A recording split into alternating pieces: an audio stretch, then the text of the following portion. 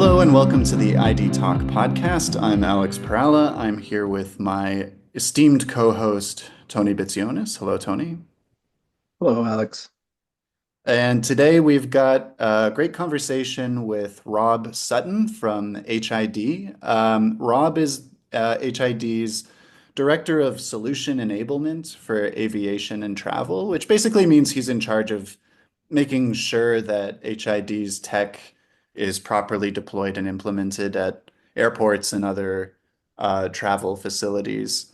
And it was really interesting to get kind of like a real expert insider point of view on how this technology actually gets deployed.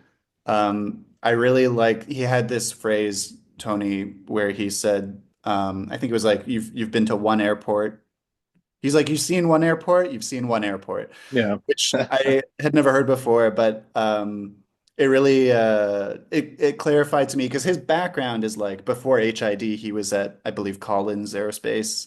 Like he has a he's been with a number of organizations in this industry. He's kind of you get the sense that he's kind of seen it all.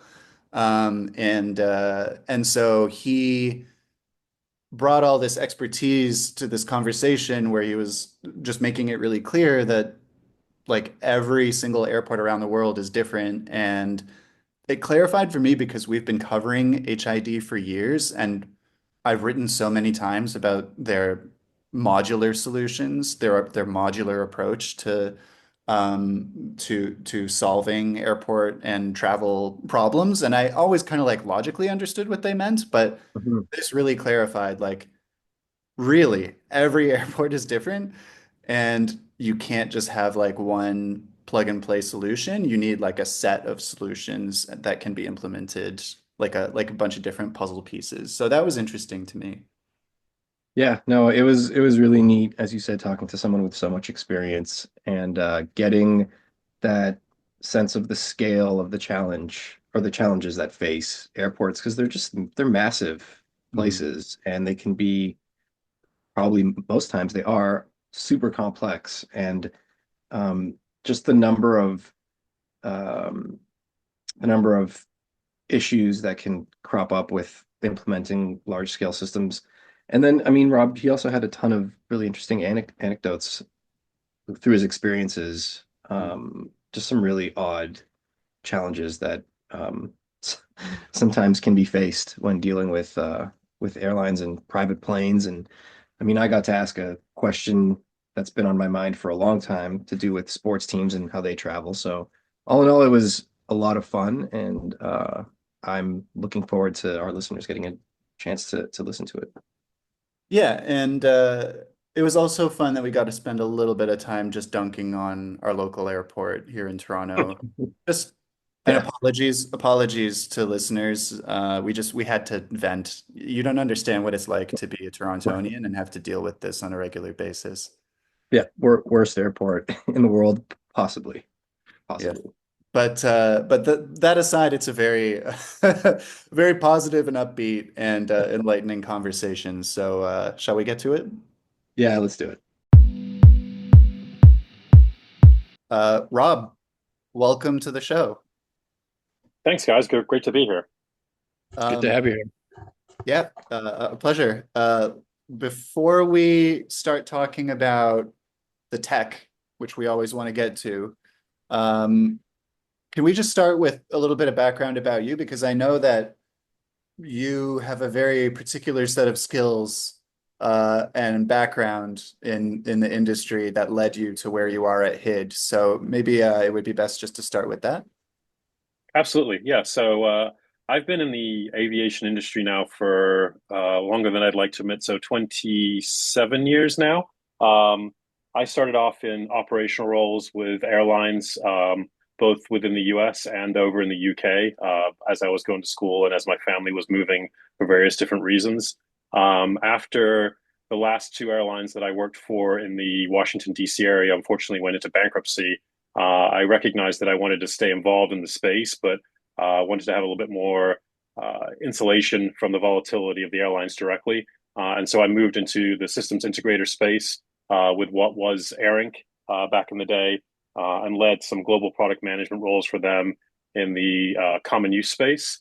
I then from there went to work for NCR for a few years, helping them build out their travel and transportation vertical, and then kind of bounced around a couple of other small and larger companies in various capacities from both a consulting capacity and direct in product management.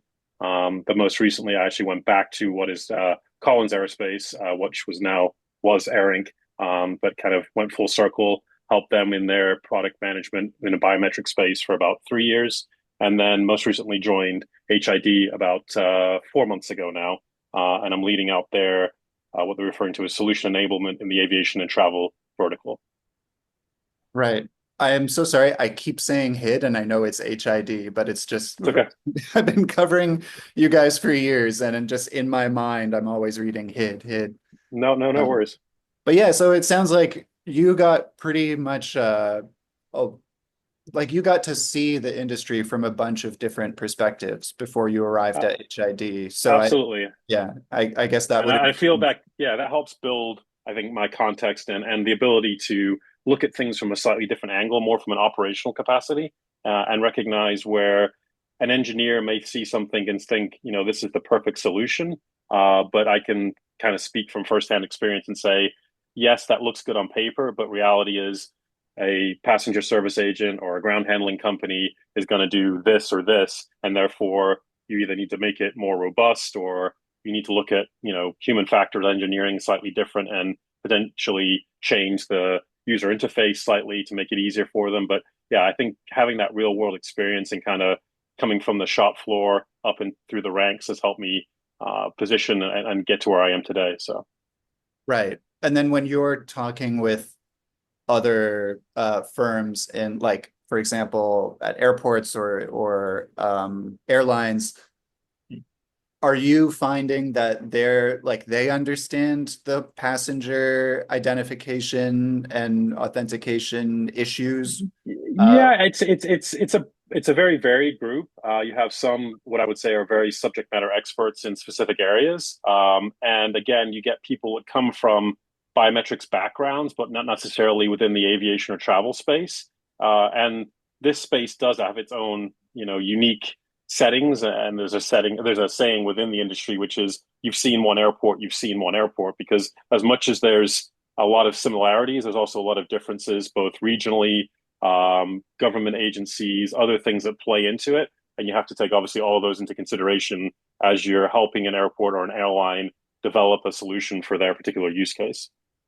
yeah, I love that saying. I've never heard that Yeah, before, but I've not heard that It's either. it's That's very cool. true. I mean, there's a lot of things that are common as you walk through airports on a global basis, but behind the scenes, there's just so much that varies, and there's good and bad of that. It makes it very challenging from a industry body perspective when you're trying to put together recommended practices and resolutions and other guidance, because everybody has their own view on it. But the larger industry groups do a good job of mitigating that and gathering input from all regions of the world when they're trying to write these standards, because again, everybody has their own set of boundaries that they have to abide by. yeah, I just want to say, even from a traveler's perspective, I see the the differences between airports. Tony and I are in Toronto, so we have Pearson, which was recently named one of Yep. the worst airports in the world. Yeah. And about a month or two ago, we were in Washington, which has at least in relative terms, a really nice airport that had kind of a great experience compared to what we're used to. So rings true for us, I assume. I assume I can speak for you, Tony. Yeah, absolutely. It had been some time since I'd been to Pearson because I've been flying out of we have another smaller airport that's on an island just off downtown. And Pearson is so humongous and there's just so much going on. And I wasn't prepared for any of it, just any of it. I don't know, Alex, I think I told you this, but when we arrived, because we flew together, but we arrived separately at Mhm. the airport. I was passing through security and there was a button, a plastic button on the table, on like a folding table, and the employee there just said, just hit the button. And I pressed the button and it was green. He's like, all right, you're good, go. Uh, And then the guy behind me hit the button and it lit up red and they had to search him up and down. So what is that? That's not a thing, is it? Is that just someone at Pearson being like, go out and get me a button, go to the dollar store, grab a button. We got to figure this out. Wasn't prepared for that at all.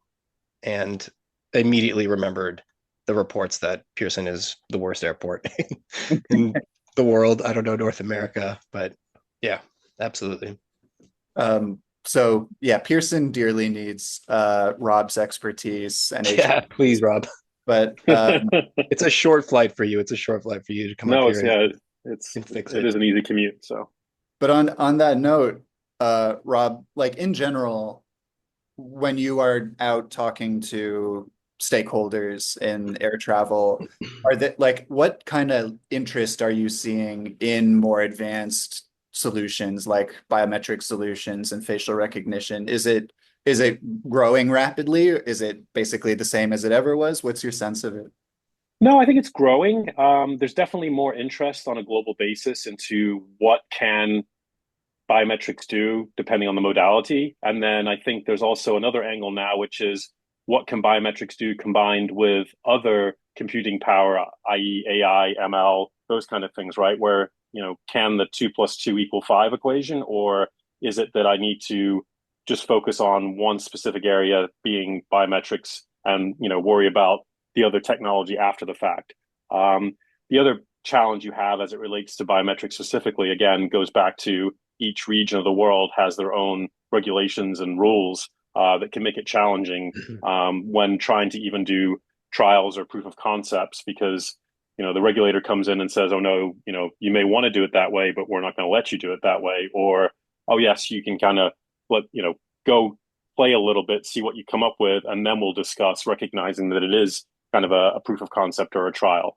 From what I've seen so far, there's certain parts of the world, the U.S. being one of them, where they actually have removed quite a bit of those boundaries that we'd seen in the past.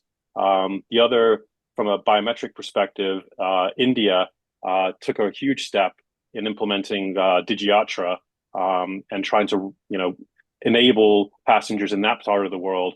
Granted, right now it is only for domestic passengers, but again, it's to me a step in the right direction by kind of really going all in on the biometric modality, the face being the token that they've selected here, and enabling passengers to use that at various touch points, including entrance to the terminal, which again is a very geographical or a regional thing where most parts of the world you don't have to show credentials to just gain access to the terminal building, but in India you do. So again, it goes. You've seen one airport. You've seen one airport, but I definitely feel like the world audience is becoming a little bit more comfortable as it relates to biometrics. And actually, I was 2 weeks ago in Bangkok at the IATA World Passenger Symposium, and they were revealing some of their statistics about biometric implementation on a global basis. And it was interesting how it is becoming more commonplace and people are becoming more used to using biometrics. In fact, they went as far as saying that 1 in 2 passengers have used biometrics at an airport. And year to date, 2024, that 46% of passengers, at least one touch point in the airport they've used had biometrics enabled. So it's, again, I think people are getting more comfortable with it. I don't think it's a one size fits all again, or that you're going to get to the point where everybody likes to use it.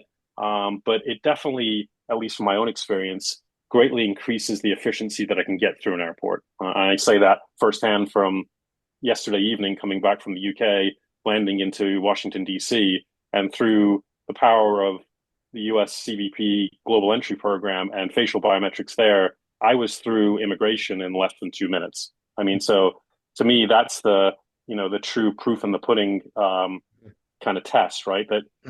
And I myself am willing to, give that advanced passenger information, grant them access to my biometrics, so that I can facilitate that journey that much faster than standing in a queue for an hour or whatever it may take. So, Mhm. Mhm.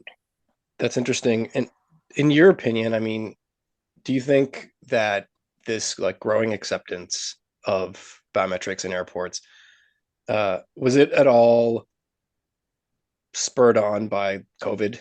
Because I I think remember, it was. yeah, I definitely think that the facial biometrics, you look back, and biometrics has been used in the airport, or at least trialed in the airport in various different forms, right? Fingerprint was the main one going back to the early days, just because it was most common and associated with, law enforcement and other applications. And so that's what a lot of people went with. But I think facial is definitely becoming more the standard, and that is partly driven around the passport being the main or kind of equalizing document that most travelers have. And when you look at the ICAO resolutions, facial is what's stored in the chip on the passport. So that's the easiest thing to do a comparison against. And I think that's why face is becoming the de facto standard across airports. You're still seeing some airport customers and some airlines where they're almost doing a dual factor of face and fingerprint or face and iris or something along those lines. But facial is definitely becoming the standard across most airports that we're seeing. Mhm. right. And just aside from like biometric tech, can you just touch on a little bit on some of the other tech that we're seeing also gain Yeah, popularity, like I document think reading, digital? Yeah, go absolutely. Document reading is becoming, we've always had to read documents, and passports historically have had the MRZ or MRZ, depending on where you're from in the world, at the bottom to allow for the swiping of the device, the passport through what used to be a keyboard device, right? You'd have an OCR capture device on the top of the keyboard. Those are still commonly deployed, and here at HID, we still sell those. But we're getting more into the case of, full page document scanning devices where you can lay the passport on there. It can use templates to understand watermarks and other unique capabilities to recognize whether the document is real or fraudulent, and then extract the necessary information to feed that to the airline systems and also pass that to other third parties, whether that's customs, immigration, whoever else downstream needs access to that information. But yeah, that's definitely advanced. And the other thing you're seeing is as passengers move more to mobile friendly, is the need for these devices to be able to read successfully passengers' mobile phones or smartwatches or whatever else they're presenting that barcoded boarding pass format in. Again, in my travels, I see that a lot more now. There's still the factor of people are more comfortable with paper because what happens if my phone dies? But obviously, the industry's moved from a magnetic strip on the back of a boarding pass or a flight coupon to BCBP being the de facto standard that everybody has. Now, there's different formats. There's Aztec. There's PDF 417. There's all different things that you can do as far as encoding that information. But yes, you definitely need a reader that's able to take into consideration all those different formats. And the other part is the airlines and the airports are saying we don't want to have multiple readers. Give us one device that can do all of this, right? So that I can right. not have to have manage and keep up with all those different things. Yeah, that kind of gets to something I was going to ask about, which is um like basically is the document reading issue, is that a solved problem? Is it like everyone basically has what they need in place to detect It forged or is, and fraudulent yeah, documents? it is, and it isn't. The challenge again you have is if the document is compliant with, you know, industry standards, then it's relatively easy. But in different parts of the world, you have, multiple identity cards for one country that all may or may not comply with these regulations, and so the challenge becomes, uh, you know, updating your databases and your templates to be able to consider all these different formats, so that if a passenger just happened to show up with what may be a unique or bespoke ID card that is still perfectly legal, but if you don't have it in your database, you don't have the ability to reference it, then it may be declined, and the passenger is left to scramble to try and figure out, okay, how do I prove that I am me, right? And I think that's again where facial biometrics can help, because you don't, if in theory, if you're registered in a sense, in some kind of a back end, then I don't really need to worry about, do I have the right document with me? Because I can just present my face and it references some database on the back end, it does the validation and says, yes, you are Alex, you are Rob, you are Tony, right? And you're good to go. And I think that's where you'll see hopefully an acceleration in the adoption and penetration of biometrics, because people will recognize that it just makes my life easier, that I don't have to go through this whole thought process of, you know, making sure that I've got my boarding pass, my passport, my baggage claims for my luggage, all those tangible things that I have to keep track of as I travel through, even on short journeys. Right, it's still a lot of paper that I'm constantly managing, and it's, at least from my own experience, it's somewhat manageable when it's just me. But when I'm traveling as a family of five and I'm worrying about my kids and their passports and their boarding passes, it becomes even more stressful as you try and think, okay, has everybody got what they need? Removing that completely would be, in my mind, fantastic, and saying, you know what, I don't need to worry about carrying all these things.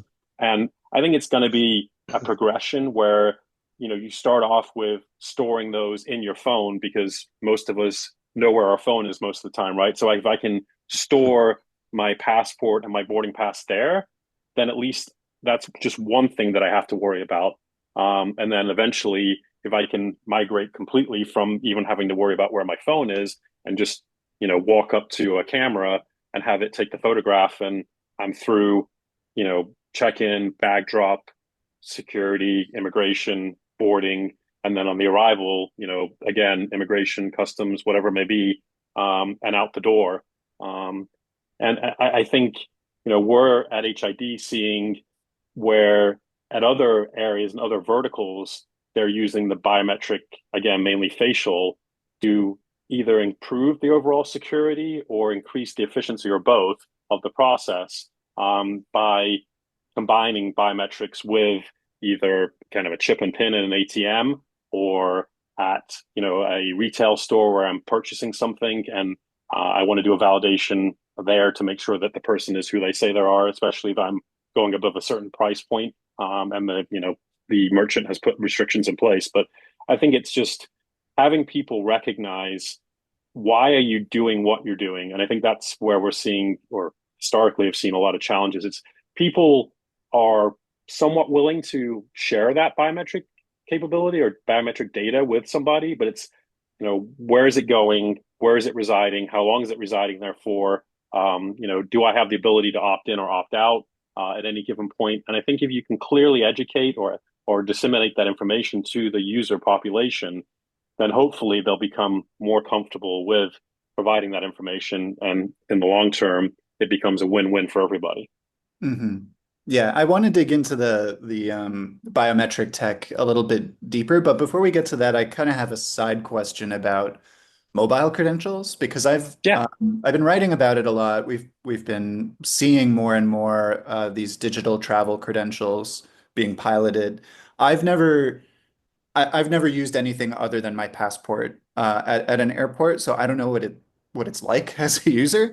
But if you're using a mobile credential, can the same machine read it that also reads a passport? Is it designed that way, or is it like there's a whole new set of It infrastructure? depends. It depends on the infrastructure. So depending on the age of the infrastructure, it may or may not be able to read it.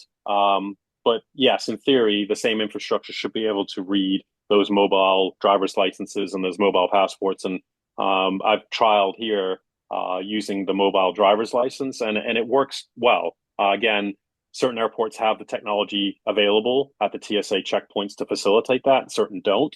But even the TSA is moving kind of beyond that, where they're now using the Department of Homeland Security's TVS, the Travel Verification System, to even remove the necessity to have the mobile driver's license on your phone, where it can just take the capture, compare that against their database, and say yes or no. So I think there's excuse me, this constant evolution that's happening where, historically, at least from my experience, government agencies have been slow to adopt. But I've actually been very pleasantly surprised by, at least within the US, how quickly they recognized that, this can increase the efficiency of the process while actually adding additional layers of security and protection. Because the biometric camera doesn't get tired, doesn't, reach the end of its shift and start to lose focus. It's always on. It's always comparing against the same set of rules or boundaries. And recently, another presentation or show that I was at, they were talking about how many captures that they've been able to make as far as people using fraudulent documents, where people are in the past borrowing passports from family members because I'm due to travel. Not that they're meaning to necessarily do something bad, but I didn't realize my passport's expired, right? Well, I look like my sister or I look like my brother. I can just use their document, and there's really no validation that happens other than a person holding it up, looking at the passport, looking at me, and saying, "Oh yeah, they look close enough. You're good to go." And that's where CBP, TSA have started to see, hey, this isn't you, right? The camera is looking at it, comparing it with what's being presented, and saying, no, this is not the same person. And I think, again, to me, that helps everybody all the way around. Stops people from doing things they shouldn't be doing, but also allows these agencies to capture people that they're looking for because they are doing something nefarious as far as their overall process. So Yeah, I'm glad you mentioned the human error thing because I have thought about this a lot as we've covered the evolution of facial recognition in airports. There's been some controversy about bias, and it's a good thing to be worried about, but also it so often, to me, seems to miss the fact that there's a lot of human bias as well, and right. that's the baseline that you're trying to beat. So um, I think that's an important consideration that even if there's some bias, hopefully, if it's automated, it's outperforming humans considerably.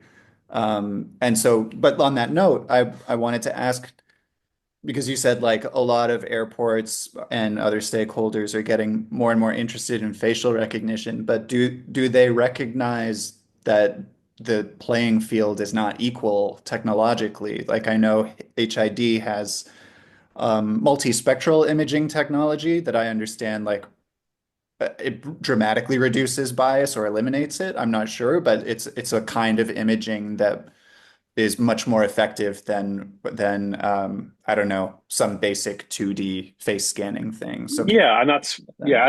as we were building out our technology, that was definitely something we took into consideration.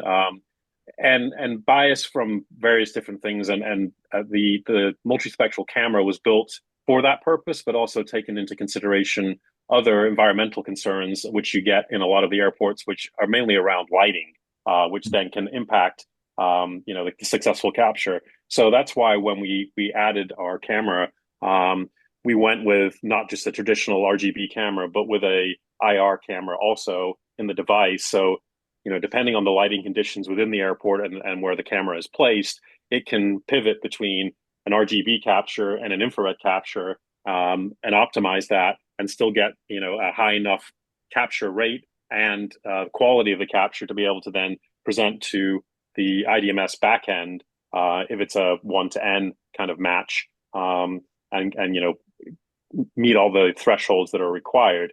The other thing that we've done is recognize that we're not an expert in all things as it relates to biometrics, and so while a lot of our focus went into the camera, we debated, should we build our own algorithm or should we leverage one from a third party, and that's where the decision was made. We're going to partner with Paravision for our algorithm, and they constantly rank in the top 10 from a NIST perspective as it relates to all of these different tests that are performed.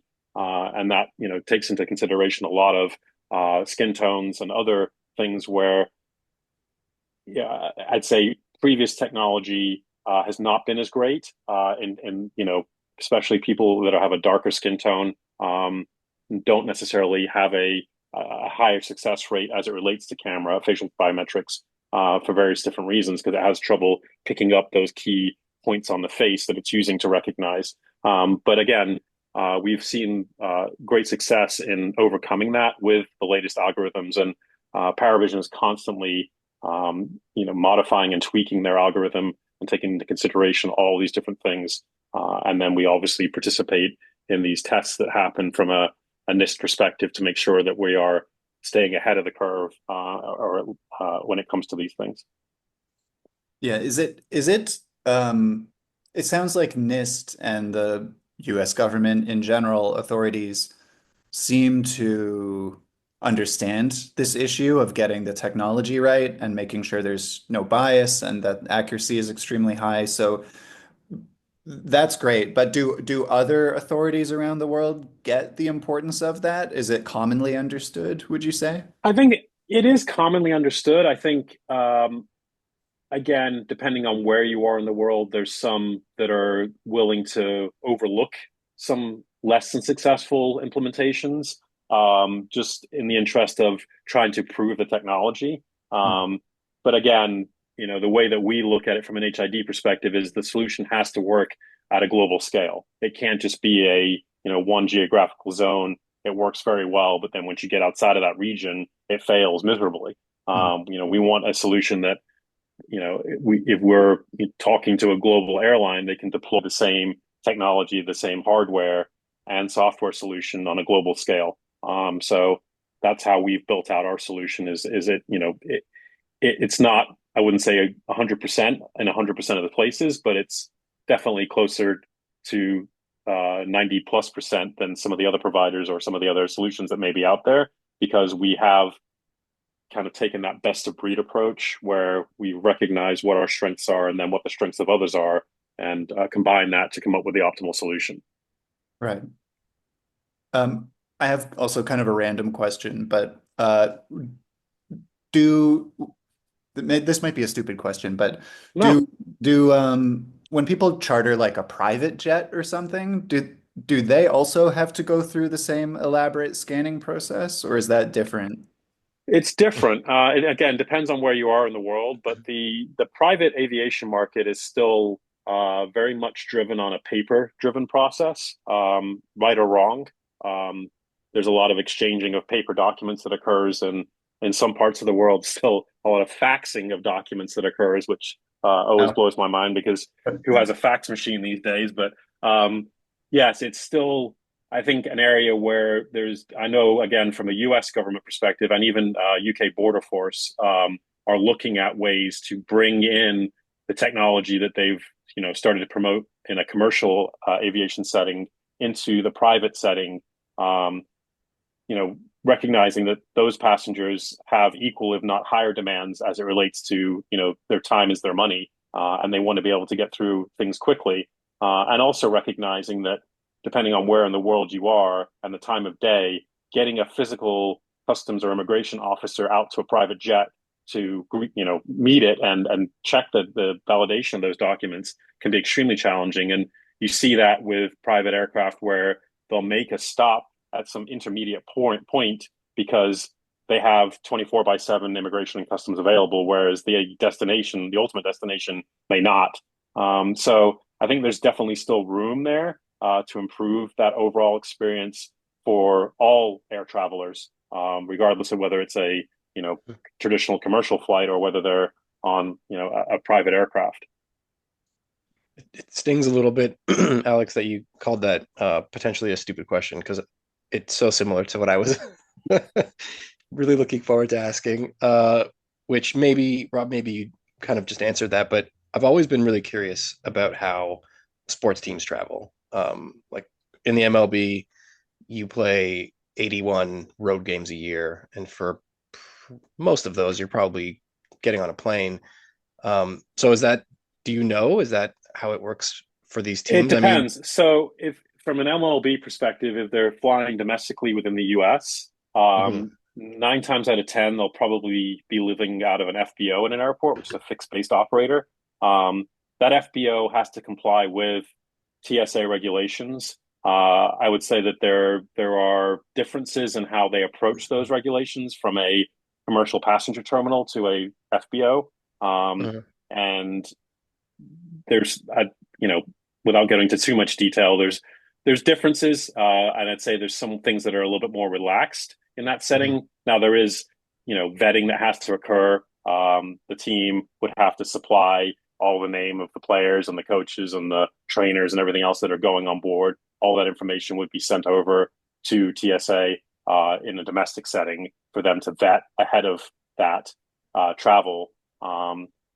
And then, they show up and board relatively easily on board the aircraft, and then same on the arrival. Now, internationally, they have to comply with the same regulations.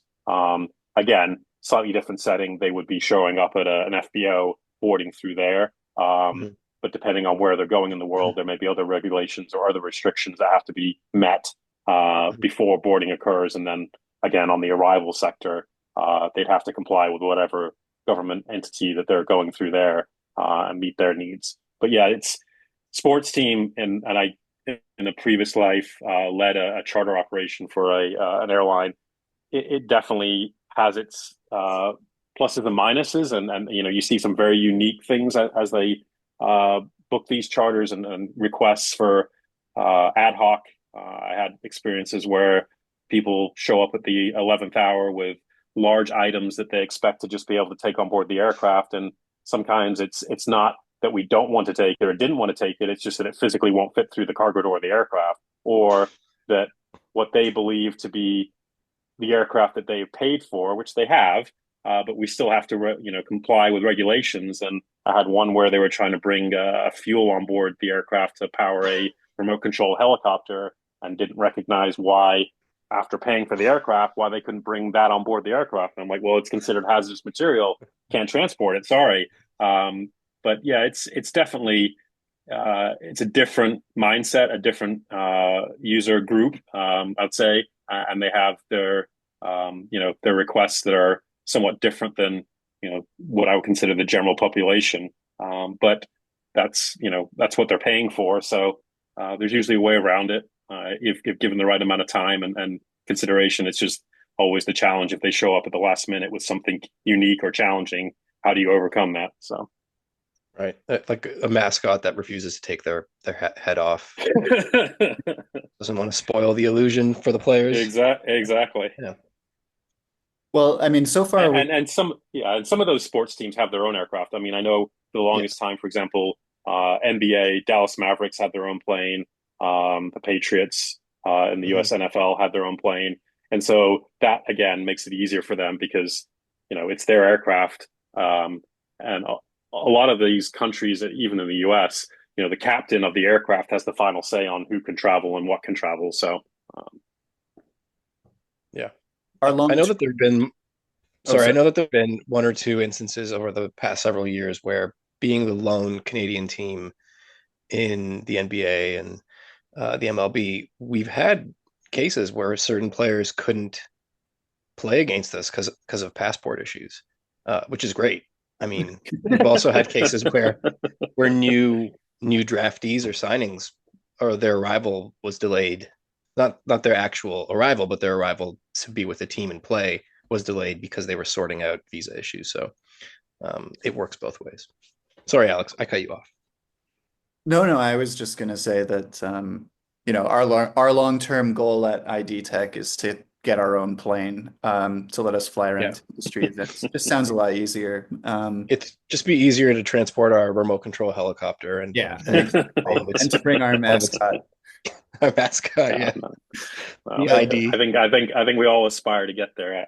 I've done it a few times on not jet aircraft but smaller aircraft, and it is a different experience. Oh, I can. But yeah, I would love to be able to just Mm. pick up the phone and say, "Hey, have the jet ready in 30 minutes. I'm going to Yeah, wherever." Right. So That'd be one nice. day, Alex. One day. But we should maybe just take a moment to think beyond air travel because I know like we've been writing a lot of recent news about I know in the US they're setting up, I don't know if I can't remember if it's CBP. It would be the CBP, I think, setting up land border face scanning systems and also at seaports as well. So Cruise ship. Yeah. is HID active in those kinds of areas as yeah, we are. So we actually in Indonesia are doing a trial right now at a ferry port where we're leveraging our camera in combination with a a gate, what we commonly referred to as ABC gate, automated border control, to again expedite the process for passengers that meet certain conditions. But yes, you're definitely seeing where different other areas in the travel space are learning from the aviation space and saying, hey, if you can do it here, why can we not do it at a seaport, a ferry port, rail terminal, wherever you're crossing a land border, or like you said, a physical road border between countries, if that requirement is there. At HID, we've seen a lot of interest in the cruise industry too, coming out of the United States and also coming out of other countries where, again, same as boarding an aircraft, you still have to comply with whatever those regulations are. Here in the U.S., CBP still wants to know that you're leaving, and when did you come in comparative to when you're leaving. And so, they're wanting to use their same TVS backend in that setting. So using again facial biometrics to capture that exit, compare it with the entry, and again get a understanding of who is still in the United States and who is left and when did they leave. And then if they want to pass that information downstream or wherever they want to do with it, that's up to them. But at least having a successful understanding.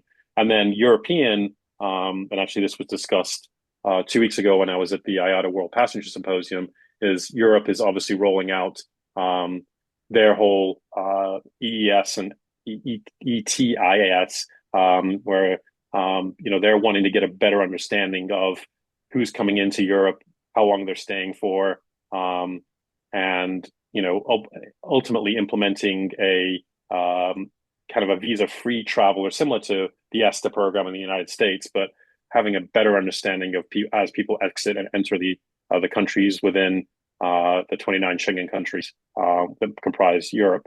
So it's I think you're starting to get again more interest and more focus on how can I better manage those that are coming in and exiting, and making sure the big thing from a European perspective that they focused is they have no way of really today understanding those that are overstaying their welcome, right? Because it's all driven around stamps. And even the airlines that were present during these discussions were saying, yeah, we have to train agents to be able to look at a passport and try and understand, how many times has that person entered into the EU in the last 180 days? Because if they exceed so many days, they're technically not allowed to enter. But, you can imagine as a frontline agent trying to sit there and go through a passport and count stamps and look at dates as far as entry and exit, it becomes a very cumbersome process. So it's good to see that different parts of the world are looking at using biometrics to take away that manual process. But I will say the EU has recognized also that it's not easy to implement that, and I'm sure you've probably seen where these rollouts have been delayed now multiple times because putting the necessary infrastructure in place, getting all the connections to these back end services, and just making sure that you have a simple, easy to use process for people is definitely more cumbersome than some people recognize. So, Yeah.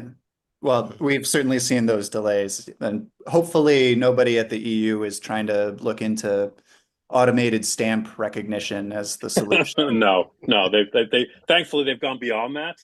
But I mean, even today as we speak, they're relying on stamps. I mean, and it's crazy that in this day and age that stamps are still a thing, because many countries in the world have completely removed that. I mean, Singapore Changi announced where they've gone 100% stampless for all entry now into the country, and I think that's what everybody's ultimately objective should be. But again, depends on where you are and the challenges that you have. I think some of it also is just regional, right? You go to certain places in the world, and for the longest time, your boarding pass, your passport gets stamped multiple times as you go through various touch points, and that's the way they know that you've complied with all of those things. And getting them to kind of break that mold and think, why am I stamping this thing? What is that actually achieving, right? But it's been that way for so long that it's very difficult to enact change.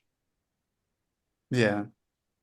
But change is coming, and I know we're pretty much out of time here, but I'm looking forward to seeing what HID and your partners do going forward. And just want to say thanks for talking with us. This has been really fascinating. You definitely seem to know this industry front and back, so Yeah. been a great talk for us. Thank you so much, Rob. Thanks, Alex. Thanks, Tony. Appreciate your time.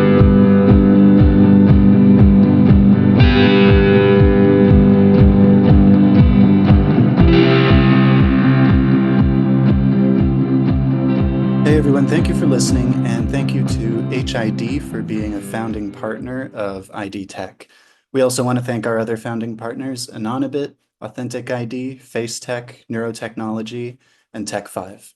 Thanks so much.